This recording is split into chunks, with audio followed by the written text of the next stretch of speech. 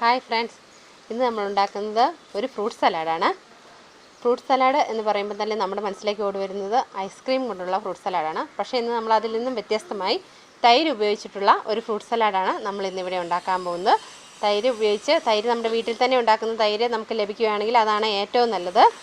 വേനൽക്കാലമൊക്കെ വരുമല്ലേ, അപ്പോൾ അതിന് നമുക്ക് വീട്ടിൽ തന്നെ ഉണ്ടാക്കുന്ന തൈര് ഉപയോഗിച്ച് കുട്ടികൾക്കും മുതിർന്നവർക്കുമൊക്കെ നല്ലൊരു ഹെൽത്തി ആയിട്ടുള്ള ഡ്രിങ്ക്സ് നമുക്ക് ഉണ്ടാക്കി കൊടുക്കാൻ പറ്റും. പുറത്തുനിന്ന് വാങ്ങുന്ന ഡ്രിങ്ക്സിലാകുമ്പോൾ ധാരാളം പ്രിസർവേറ്റീവ്സ് അടങ്ങിയിട്ടുണ്ട്.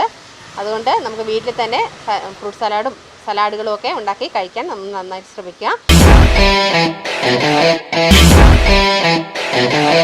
അപ്പോൾ ഈ തൈര് ഫ്രൂട്ട് സലാഡ് ഉണ്ടാക്കാൻ വേണ്ടിയിട്ടുള്ള ഇൻഗ്രീഡിയൻസ് എന്തൊക്കെയാണ് എന്ന് നോക്കാം.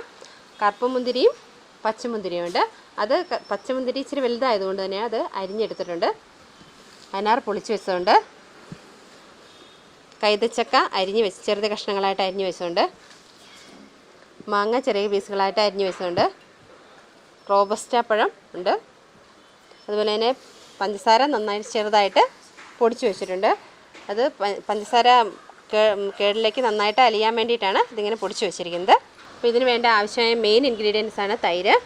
തൈര് നല്ല കട്ടയായിട്ടുള്ള തൈര് എടുക്കുക. വീട്ടിൽ തന്നെ ഉണ്ടാക്കാൻ പറ്റുന്ന തൈര് നമുക്ക് കിട്ടുവാണെങ്കിൽ അത് തന്നെ എടുക്കുന്നതായിരിക്കും ഏറ്റവും നല്ലത്. ഇനിയിപ്പം കിട്ടുകയില്ലെങ്കിൽ പുറത്തുനിന്ന് വാങ്ങുന്ന തൈരാണെങ്കിലും കുഴപ്പമില്ല. നമുക്കിതിലേക്ക് ഇനി മിക്സ് ചെയ്യാം. നമുക്കിനി ഇതെല്ലാം കൂടെ ഒരു വലിയ ബൗളിലേക്ക് മാറ്റാം.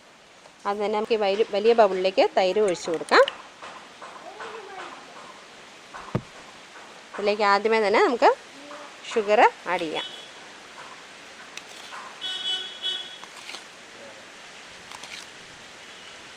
5 സ്പൂൺ ഷുഗർ ഇതിലേക്ക് ആഡ് ചെയ്തിട്ടുണ്ട്. നന്നായിട്ട് ഒന്ന് മിക്സ് ചെയ്ത് കൊടുക്കാം. നന്നായിട്ടൊന്ന് മിക്സ് ചെയ്തെടുക്കാം. പഞ്ചസാര നന്നായിട്ട് പൊടിച്ചെടുത്തിരിക്കുന്നത് തൈരിലായതുകൊണ്ട് അത് അലക്കാൻ കുറച്ച് ബുദ്ധിമുട്ടായിരിക്കും. അതുകൊണ്ടാണ് ഇത് നന്നായിട്ട് പൊടിച്ചെടുത്തിരിക്കുന്നത്. പിന്നെ നമ്മുടെ ശരീരത്തിനൊക്കെ നല്ലൊരു തണുപ്പ് കിട്ടാൻ വേണ്ടി തൈര് നല്ലതാണ്. അടുത്ത നമുക്കിതിലേക്ക് പച്ചമുന്തിരിയും കറുത്ത മുന്തിരിയും ആഡ് ചെയ്യാം.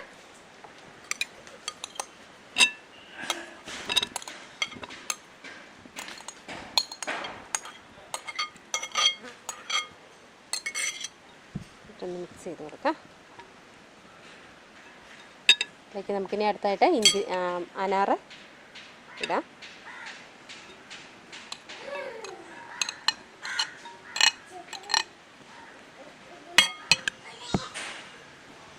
ഇതിലേക്ക് ഇനി കൈതച്ചക്ക ആഡ് ചെയ്യാം.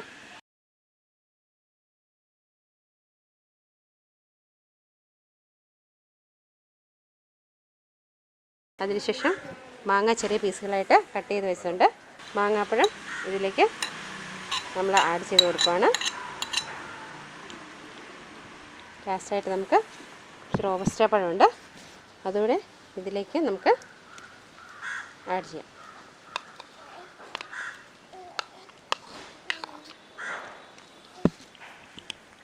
ഇനി ഇതെല്ലാം കൂടെ കൂടിയിട്ട് നന്നായിട്ട് ഒന്ന് ഇളക്കി കൊടുക്കാം.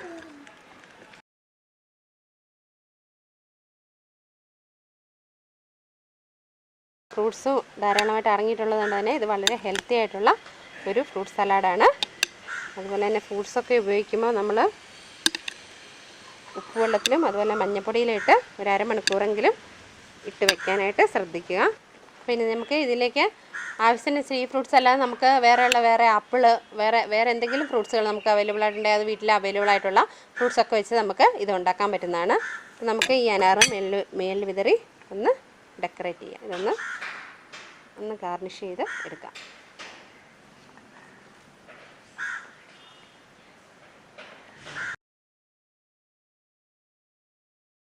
അപ്പോൾ നമ്മുടെ സ്വാദിഷ്ടവും രുചികരവുമായിട്ടുള്ള കേഡ് സലാഡ് റെഡി ആയിട്ടുണ്ട്.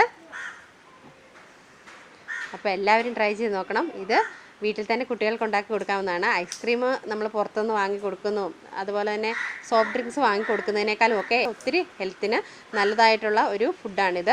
ഇതൊരു നല്ല ഹെൽത്തി മീലായിട്ട് തന്നെ കുട്ടികൾക്ക് നമുക്ക് സെർവ് ചെയ്യാൻ പറ്റുന്ന ഒരു ഡിഷാണ്. എല്ലാവരും കുട്ടികൾക്കൊക്കെ വീട്ടിലുണ്ടാക്കി കൊടുക്കുക.